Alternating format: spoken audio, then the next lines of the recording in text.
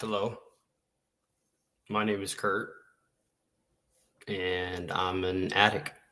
I just wanted to document my withdrawals and shit. It's probably been about like 48, 50 days off of fentanyl.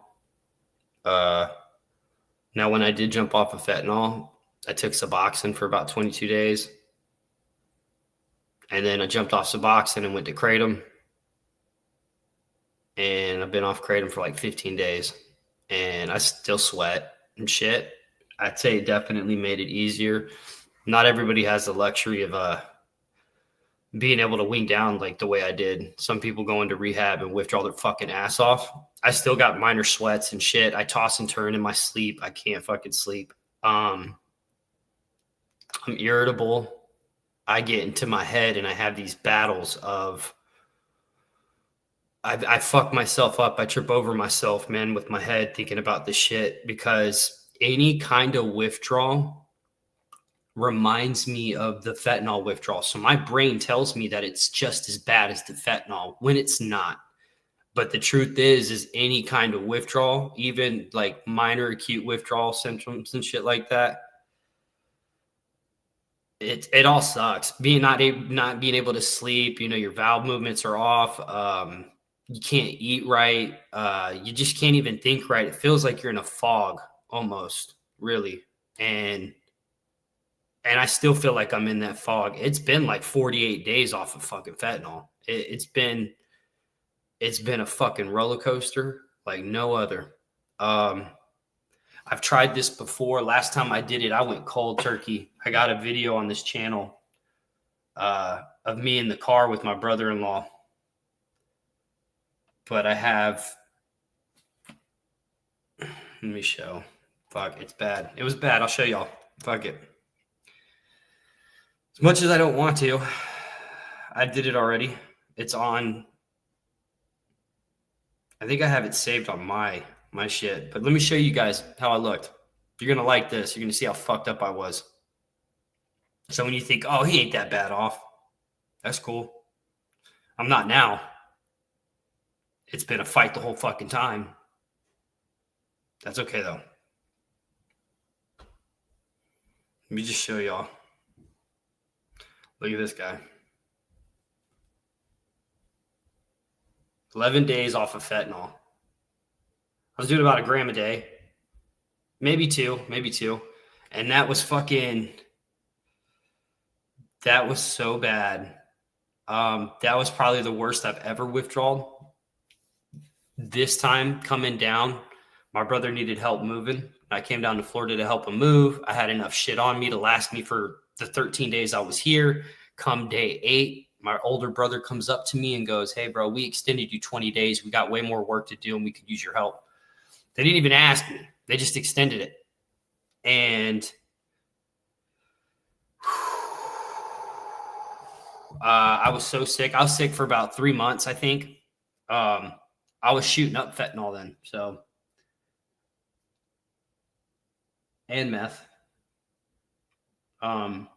This isn't shit that I like to talk about or even be honest about. Like, I fucking hate that I do this on this fucking channel and just speak about the shit that I did, the fucking people I've hurt, man. I've stolen.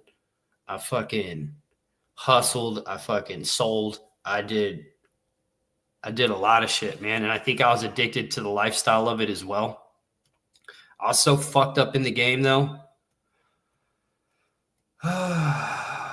It's okay. People need to see this. I appreciate that, Kevin, man.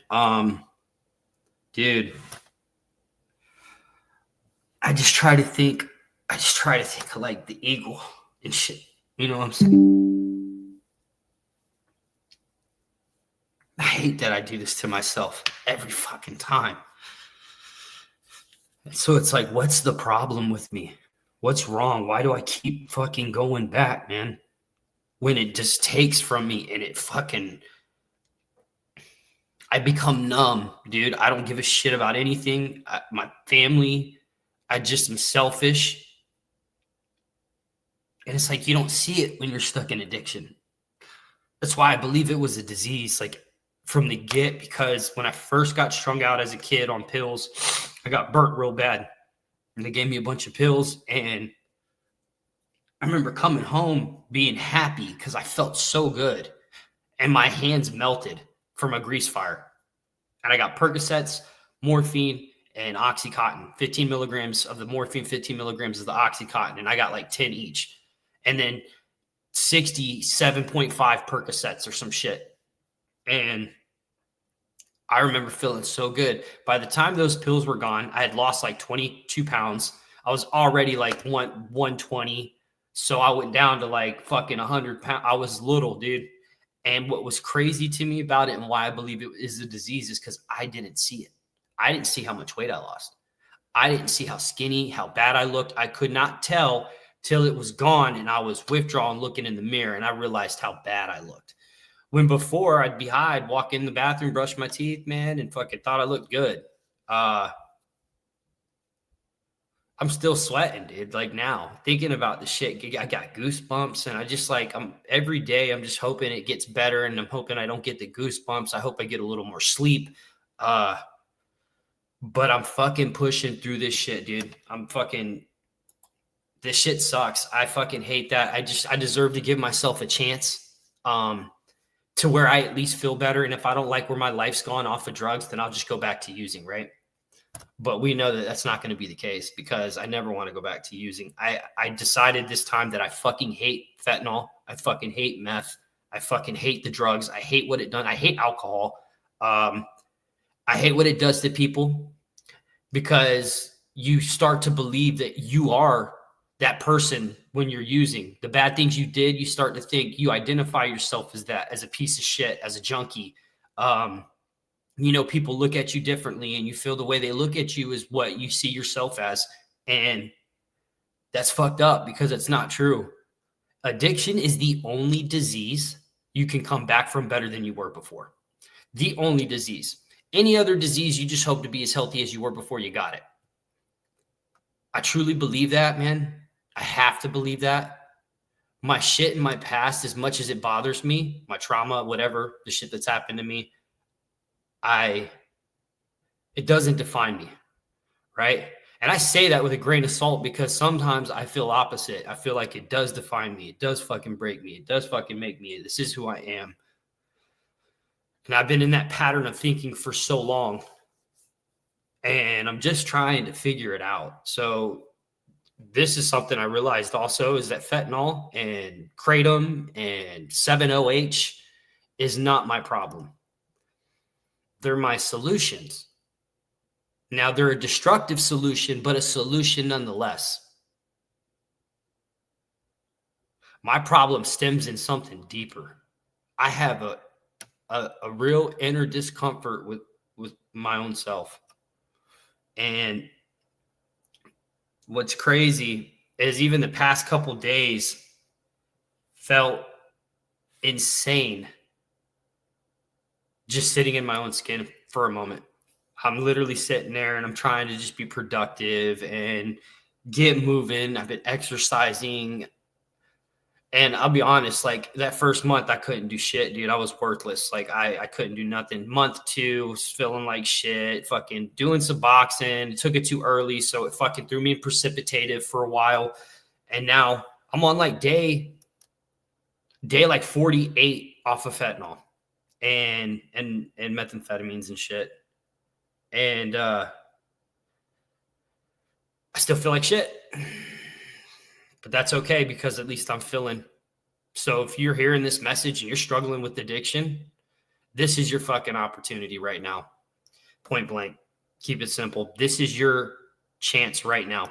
And I'm going to tell you why, because not everybody fucking makes it through addiction. People die every fucking day. It's like a minnow. You're like in a pool of minnows and a shark is circling you and you're one of the minnows. You're like, it ain't going to be me. It ain't going to be me. It ain't going to be me. And it fucking ends up being you. So if you're hearing this is your chance, man, to fucking try and get your shit together.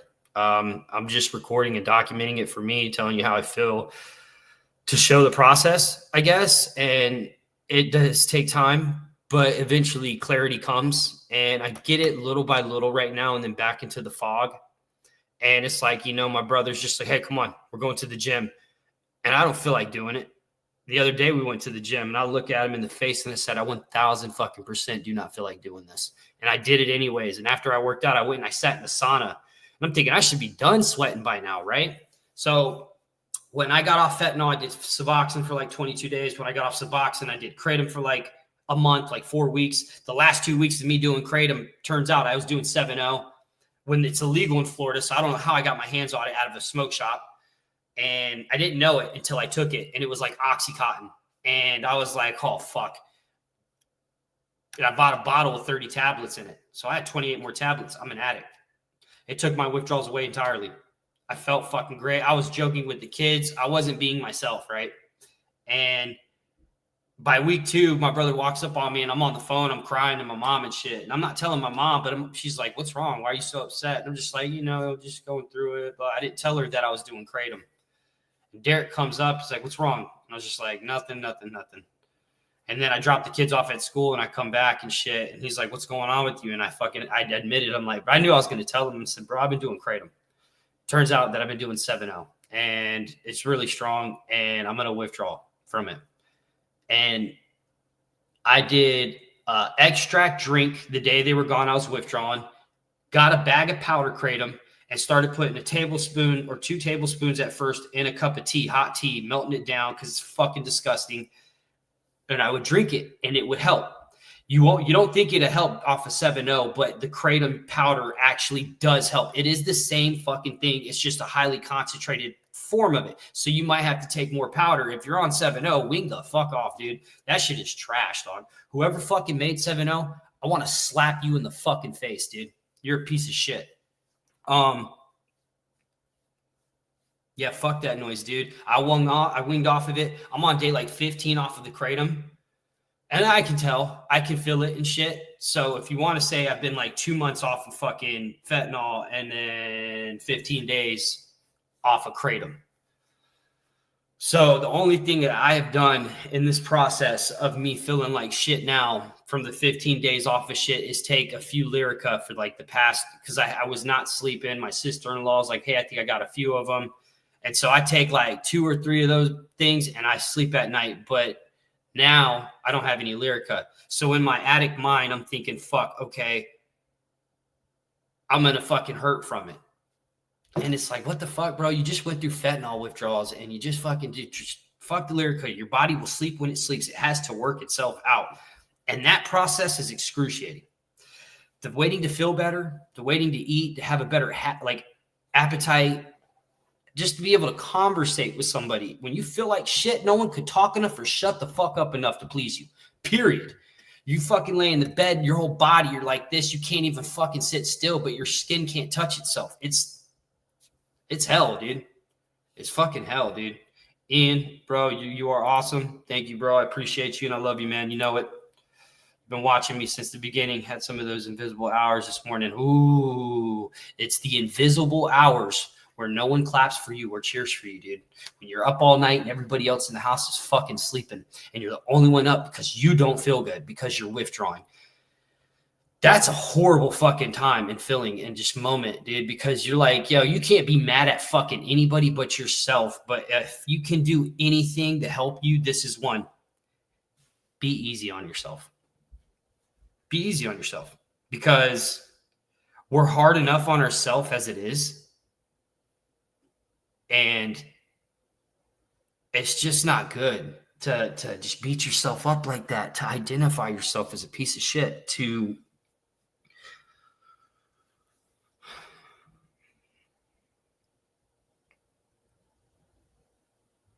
talk is cheap, dude. Talk is cheap. Talk's cheap. I feel crazy now, dude. I don't feel normal at all. And it's hard. It's every day. I don't tell my brother and stuff that how I feel. I feel like I'm screaming inside. I can't explain it. And I'm wondering if I have like a anxiety disorder like my brother, because I get these moments too of anxiety that almost feel crippling. I got social anxiety now. like in public and shit. It's easy to talk to myself looking in the camera and I see like words on the side and shit, but in person, something happened. I developed some kind of antisocial introvert when I was always an outrovert personality, and I'm trying to figure out like what my core issues are. Why do I fucking feel this way? Because this is why I use. Because of these feelings. I remember these feelings. It's before 20 years ago when I fucking started getting high. I felt like this. And that's why I was getting high. I didn't know how to deal with this shit. And I still don't know how to deal with this shit. I've had fucking shit happen to me, dude. I've had crazy stuff happen to me. And it's just like, when I think about it, like now it doesn't bother me, but it does. I just try to be strong against it. You know what I mean?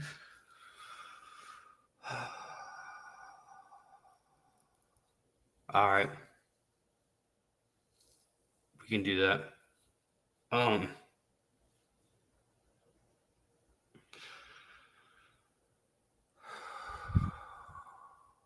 I'm fucking like, it's crazy, dude. I'm sweating. My whole back's soaked from sweating still. Like, and I feel like that isn't from the withdrawals. I feel like that's from my anxiety. Is that crazy? I feel like from my back, I feel the fucking sweat.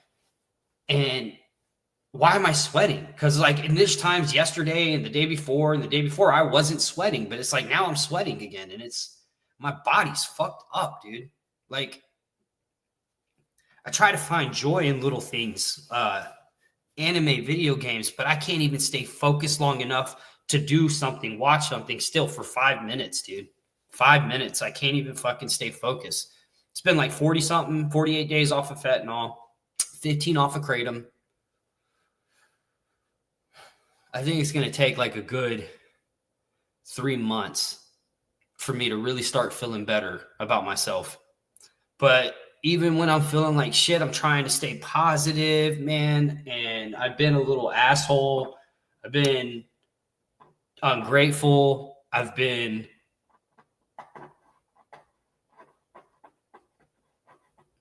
let me say this, as bad as it has been, as bad as I've been feeling, as hard as I've been on myself lately,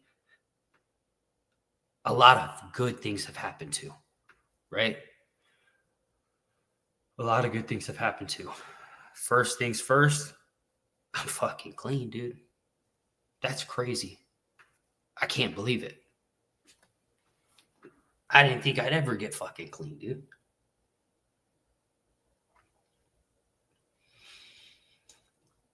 I needed it. You know what I mean? I had to have it or I was sick. I'm just grateful today, man. I wanted to share this with y'all because I know how hard it is. So whoever's going through the same thing I'm going through, it doesn't matter what you're on. They're all the same. The obsession is real. It's cunning, baffling, and powerful. If I can try and lead by example, I will, because that's just kind of like how I felt. That's how I've always kind of been. So I see my big bro, and he's having these anxiety attacks, and they prescribed him Valium, and he doesn't take them, and he's been exercising. And who the fuck am I going to be if I see my brother who's going through something, working so hard to try and do better, and I'm over here fucking just feeling like shit, feeling bad for myself, and my brother's trying to do right and save my life at the same time when he's going through his own struggles and still refusing to take medicine. He just says, exercise, just exercise. So that's what I've been doing. So that's what I'm going to continue to do. I will do more streams like this. If you guys want to keep up with me, you can hit like, subscribe button. But I'm going to tell you, man, you're not alone. You are not alone. I know how it feels. Try to stay positive. Talk to the people who want what's best for you. Take advice, because the way we've been thinking and the way things we've been doing have not been working for us. So put yourself out of your comfort zone, whether that's rehab, detox. Talk to somebody who is in your corner and still in your corner, even though you've been fucked up. Those are the people you need to hold on to.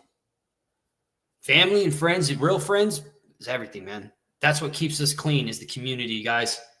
You got a bunch of people with insane thoughts going into a fucking room with 10 to 15 people talking about how insane they are, and they find sanity. That doesn't make sense. People go to NA and AA fucking saying I'm crazy, I can't quit. They end up going to this room, working a program, and they fucking are all insane, and they find sanity.